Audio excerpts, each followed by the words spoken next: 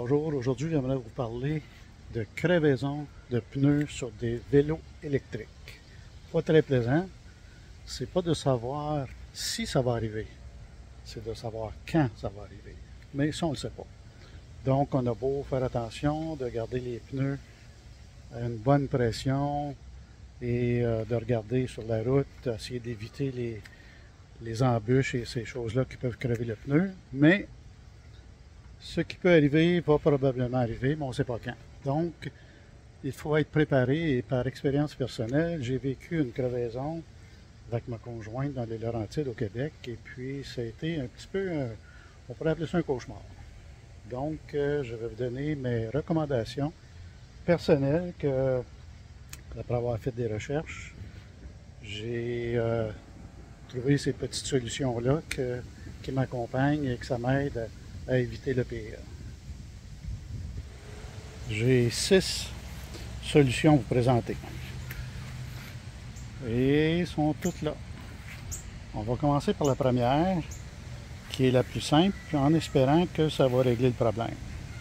Bon, allons voir la solution 1, la plus simple. Et voici une très petite solution, très simple, mais qui peut faire l'affaire parce que c'est une patch autocollante. Donc, advenant le cas que vous avez une petite perforation sur la chambre à air, avec cette petite patch autocollante, 2 temps, 3 mouvements, vous mettez ça sur la chambre à air et le tour est joué. Le problème est réglé, si vous êtes chanceux. Donc, ça c'est ma solution 1. Vous voyez ici dans la petite boîte, qu'est-ce qu'il y a? C'est des petites patchs autocollantes. On a juste enlevé la pellicule et c'est très collant, mais avant, il vous donne un petit papier sablé, juste pour faire certain qu'il y a une bonne adhérence sur la chambre à air. Et si vous êtes chanceux avec ça, pas de problème, vous avez juste à vous servir de ces 2 petits bidules pour tenir le pneu ouvert et puis être capable de travailler sur la chambre à air. Donc la solution 1, très simple, apportez cette petite boîte avec vous et tout va bien se passer advenant le cas que c'est simple à régler. Solution 1 réglée.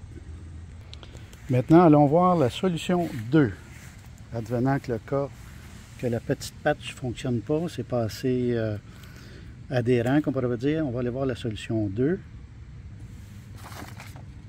Ah, une petite boîte un peu plus élaborée et plus efficace.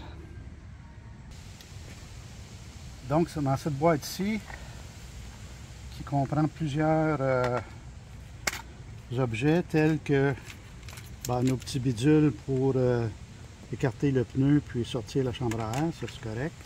Et là on tombe dans des patchs un petit peu plus importantes en caoutchouc. Tantôt c'était une petite pellicule mince. Et là on tombe dans vraiment là, on veut réparer une perforation plus importante. Et puis on a toutes sortes de grandeurs de patchs, dépendamment de l'importance du trou. Et puis on a des petits objets pour sabler, rendre la surface un peu plus rugueuse pour que la colle puisse bien adhérer. Mais là, il faut être certain de bien faire l'ouvrage comme il faut parce qu'il faut attendre et puis suivre les instructions pour que une fois le travail terminé, que vous pouvez gonfler le pneu et tout va bien se passer. Donc ça c'est ma solution 2, un petit peu plus élaborée, un peu plus efficace, toujours bon à avoir dans son sac de vélo. Donc c'était ma solution 2. Voilà, un peu plus élaboré. On va aller à la troisième solution. On va aller voir la solution 3. Qu'est-ce que ça peut bien être qui peut nous aider à éviter, prévenir ou quoi que ce soit une crevaison d'un pneu. Allons voir. Une bouteille de slime qu'on appelle, j'explique.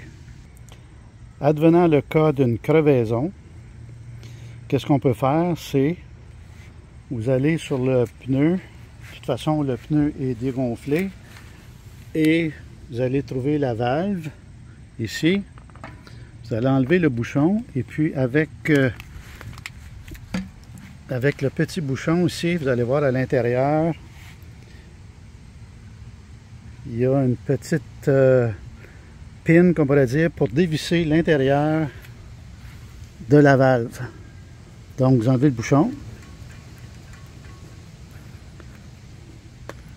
vous dévissez l'intérieur de la valve pour permettre tout simplement de permettre au liquide de rentrer dans la tube. Comme, regardez bien ça, on met ça comme ça.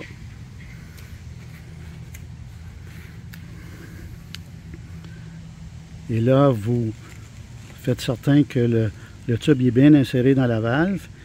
Et vous allez voir que vous pesez sur la bouteille et le liquide va se rendre dans la chambre à air.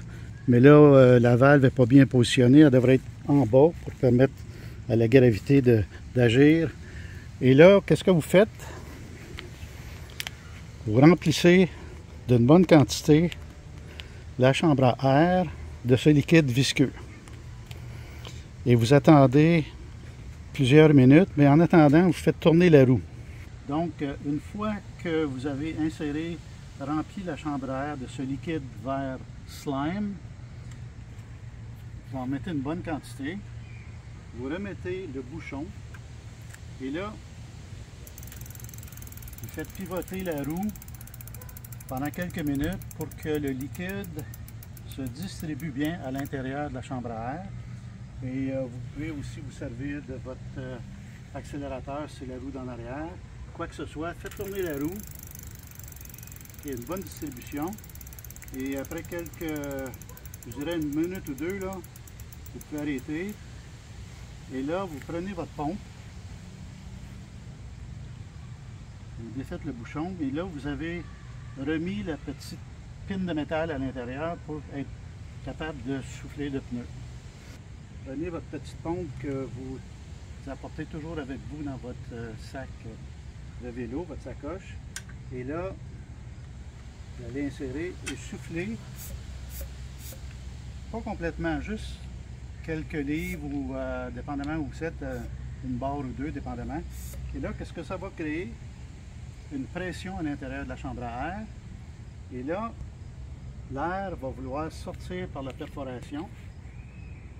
Et le liquide vert va sortir éventuellement et là va fermer, boucher le trou parce que c'est un liquide qui va venir épais et sécher au contact de l'air.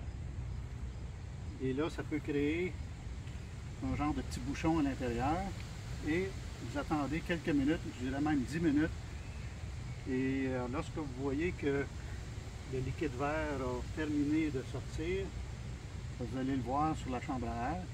Vous replacez la chambre à air à l'intérieur. Et là, vous allez le souffler normalement, le nombre de livres ou la pression recommandée. Vous allez tout remettre en place. Et si tout va bien, vous êtes libre de repartir faire du vélo et tout va bien se passer. Donc ça, c'est dans le meilleur des mondes. Fait que la petite bouteille ici de slime, c'est ma solution 3. Cette bouteille-là vient dans différents formats. Vous pouvez avoir un petit format ou une plus grosse quantité, dépendamment. Vous le mettez dans votre sacoche. Toujours commode à avoir. Ça peut fonctionner très bien. Solution 3. Nous avons déjà trouvé 3 façons de régler le problème d'une crevaison sur un pneu de vélo électrique. Surtout si c'est un problème avec la roue arrière, parce qu'on essaye d'éviter d'enlever la roue arrière pour réparer une crevaison, parce que là on tombe dans un autre monde, là, parce que tous les fils électriques et la façon d'enlever ça, c'est un peu plus compliqué. Si vous avez une crevaison, espérez que c'est en avant. Mais le cas est plus probable que ce soit à l'arrière, parce que c'est le poids du vélo et tout, souvent ça va être en arrière. Bon, solution 4. Allons voir la quatrième solution, c'est quoi? Ah! Tiens, tiens, tiens. On a parlé tantôt de slime, la petite bouteille verte, le liquide vert. Et là, il y a quelqu'un qui a pensé si on faisait une chambre à air avec déjà le liquide à l'intérieur. Donc, cette solution peut être intéressante parce que là, on parle de prévention. Faites certain que vous avez la bonne dimension de pneus, de chambre à air. Il y en a de tous les modèles. Et faites certain aussi que c'est la bonne valve, la Schrader, la Presta et tous les autres. Et là, qu'est-ce que c'est qu'ils ont fait? À l'intérieur, ici, on le sent, il y a du liquide. Et donc, si jamais vous avez une crevaison et que vous remplacez la chambre à air par un technicien ou vous-même, cette chambre à air-là va agir comme le slime de tantôt, la solution 3. S'il y a une perforation, le liquide va sortir et souvent, il y a des gens qui vont avoir des micro-perforations puis ils ne sauront même pas. C'est une auto-réparation qu'on pourrait dire. Très utile, mais si c'est une grosse perforation, là on parle que le liquide va sortir, le pneu va se dessouffler quand même, mais ça peut être une très bonne alternative, surtout comme prévention, parce qu'il y a des gens qui gardent ça à l'année longue et se promènent avec des chambres à air auto-scellantes comme ça. Belle solution, et c'était la solution numéro 4. On vient de trouver plusieurs solutions au problème de crevaison sur un pneu de vélo électrique. 1, 2, 3, 4. Et la cinquième, je l'aime beaucoup. Il y a quelqu'un quelque part qui a pensé différemment et je vous montre, c'est assez intéressant comme solution. La solution 5. Roulement de tambour. Et voilà, quelque chose d'assez intéressant et on pense en dehors de la boîte, comme on dit. Et je vais vous montrer qu'est-ce qu'il y a dans la boîte. Ceci est une chambre à air normale, circulaire. Et lorsqu'on a une crevaison sur un pneu, une chambre à air en arrière, c'est pas évident parce que là, il faut enlever, si on n'est pas capable de réparer la chambre à air, il faut enlever la roue. Et c'est un moteur avec la roue arrière, c'est pas facile. Mais là, il y a quelqu'un qui a pensé autrement.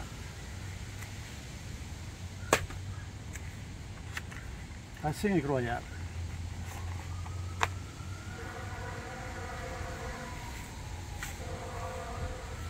On a vu tantôt que c'était une chambre à air circulaire. Et je vous présente la chambre à air linéaire. Incroyable. Donc, advenant le cas qu'on a une crevaison sur la roue arrière, assez compliqué à enlever la roue. Si les solutions 1, 2, 3 et 4 et autres ne fonctionnent pas, ayez ça dans votre sac de vélo et après quelques minutes, là, vous allez réparer le problème et vous en allez continuer à faire du vélo. Donc, qu'est-ce qui se passe? Votre ancienne chambre à air, vous la coupez, vous l'enlevez. De toute façon, le pneu est défait. Vous avez peut-être essayé de le réparer avec les petits patchs, ça ne fonctionne pas, le slime, whatever. Et là, vous sortez ça ici. Vous insérez la chambre à air à l'intérieur. De toute façon, il y a de l'espace parce que le pneu est dessoufflé. Et voyez ici les deux embouts sont fermés. Donc, on peut se faufiler à travers tout le matériel ici qui tient la roue. Et on fait le tour. Et on fait attention de ne pas se tacher sur la chaîne. Et là, une fois que vous avez fait le tour, et vous rentrez ici la valve au bon endroit, et les deux embouts à l'intérieur vont se rejoindre. Vous remettez le pneu en position sur la jante et vous commencez à souffler. Et le tour est joué, vous allez vous en aller chez vous pour continuer votre randonnée de vélo sans avoir eu à défaire la roue arrière d'un moteur roue. Extraordinaire comme solution. Après 5 minutes maximum, tout est réglé, vous continuez votre randonnée. C'était notre solution 5. Mais pour celle-là, il faut faire certain d'avoir la bonne grandeur de pneu. Parce que là, les deux embouts, il faut qu'ils se fixent précisément dans la chambre, dans le pneu. Donc, faites certain d'avoir la bonne grandeur pour votre vélo. Et là, on va aller voir la solution 6 qui va une étape encore plus loin. J'espère que les 5 premières solutions vous ont éclairé, mais là, on va aller pour la dernière. Celle que je préfère, parce que je l'ai vécue la semaine passée et je vais faire une nouvelle vidéo sur cette expérience-là que j'ai filmée.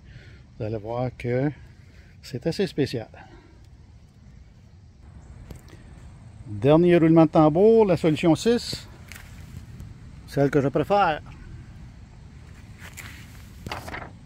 Oh, 2 boîtes. Pourquoi 2 boîtes? Vous allez comprendre pourquoi.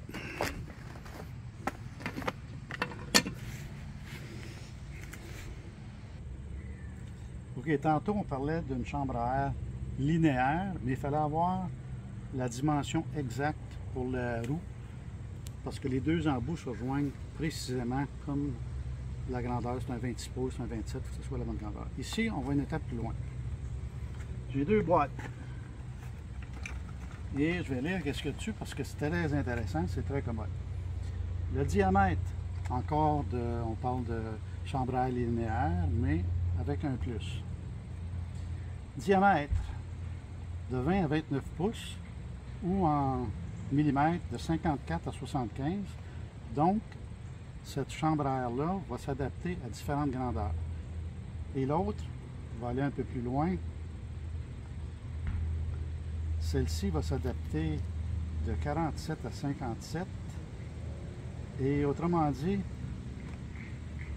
1,75 à 2,25 pouces de largeur de pneu. Et si vous avez un pneu un peu plus large, comme le mien, ici, mon Rosemont est un peu plus large, 2,10 à 3 pouces de large. Donc, pour grandeur de roue, 20 à 29 pouces, les deux, 54 à 75, et celle-ci, ça va être de 47 à 57, mais on parle de largeur de pneu. Donc, moi, pour mon Rosemont, de 2,10 à 3, parce que mon pneu, c'est un 2,4.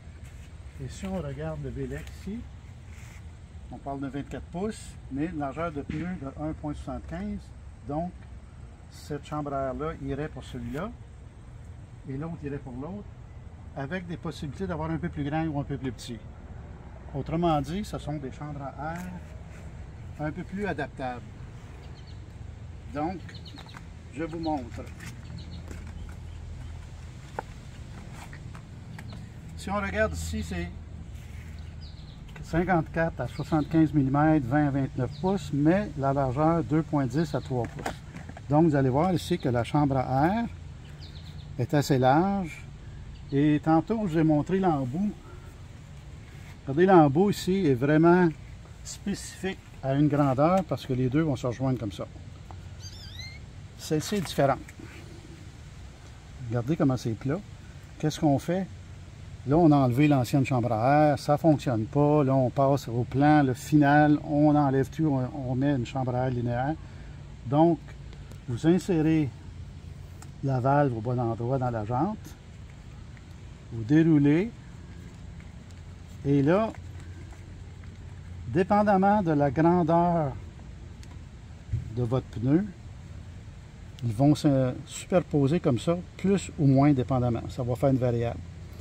Et voilà, vous insérez votre chambre à air à l'intérieur du pneu. L'important, c'est de la souffler un peu.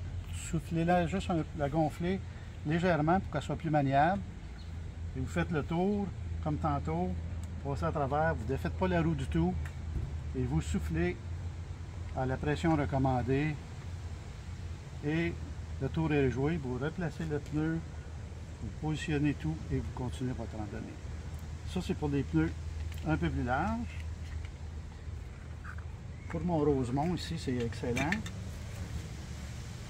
Celle-ci, allez voir la différence, regardez. Elle est beaucoup moins large, elle est plus mince dans le sens de largeur. Et celle-ci va s'adapter. C'est le même principe. On déroule. Après avoir fait tous les essais que ça ne fonctionne pas, ça c'est le dernier recours. Regardez ici, il va s'adapter à différentes grandeurs. Et vous la passez en dessous en passant. Ne mettez pas comme ça, vous passez en dessous. Fait qu'ici, vous pouvez aller dans une roue beaucoup plus petite ou plus grande, dépendamment.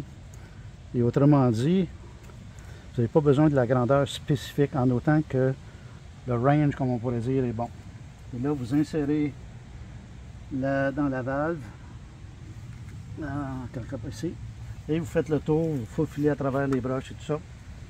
Vous gonflez et vous partez le sourire aux lèvres parce que vous n'avez pas eu à défaire la roue en arrière d'un moteur roue qui est assez laborieux. Merci. Donc voilà la solution 6 que je préfère et que j'ai mis en pratique la semaine passée. Je vais faire une vidéo là-dessus, vous montrer ça. Une vraie situation. Et donc, voici nos solutions. Je récapitule brièvement. Solution 1, petite patch autocollante. On fait ça vite, bang bang, on s'en va, petit trou, petite perforation. Solution 2, un peu plus avancée, perforation un peu plus grande et avec la colle, on frotte avec un papier sablé. Solution 3, on essaie de mettre de la slime dans le tube, on fait rouler la roue et puis en espérant que la perforation va se boucher. Ça prend une dizaine de minutes avant que le liquide fasse son effet et tout. Solution 4, surtout de la prévention. La chambre à air a déjà un liquide à l'intérieur. Advenant le cas que vous avez un d'extra, mais là, il faut enlever la roue. Mais si vous avez cette chambre à air-là avant, il peut y avoir une perforation que vous ne saurez même pas parce qu'elle va se fermer et puis vous allez continuer la route sans le savoir que tout a été réparé. Solution 5. Chambre à air linéaire avec un embout spécifique.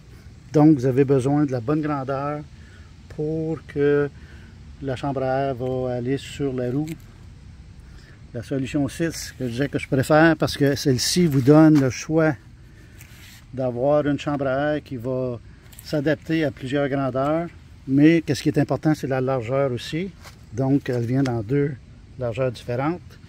Solution 6. Donc, vous avez vu les 6 solutions que je vous offre, que j'ai personnellement, me suis servi personnellement dans la vraie vie, qu'on pourrait dire, c'est pas de la théorie, c'est de la pratique. Et qu'est-ce qui est important d'avoir, c'est dans sa sacoche de vélo, d'avoir tous ces objets-là à portée de la main, qui peut rendre une randonnée beaucoup plus sécuritaire, beaucoup plus agréable si vous avez une crevaison, et en espérant que vous n'en aurez pas, mais comme on disait tantôt, c'est pas nécessairement si vous allez avoir une crevaison, c'est quand vous allez en avoir une, parce que plus on fait de route, plus on fait de vélo éventuellement, on peut en avoir une. Donc vous allez être préparé, au lieu d'être mal pris sur le bord de la route, vous allez vous dire, j'ai les solutions pour continuer ma randonnée sans problème, le sourire aux lèvres. Et voilà, vélo électrique avec Paul, j'espère que ça vous a donné quelques idées pour améliorer vos randonnées et être sécuritaire. Merci d'écouter.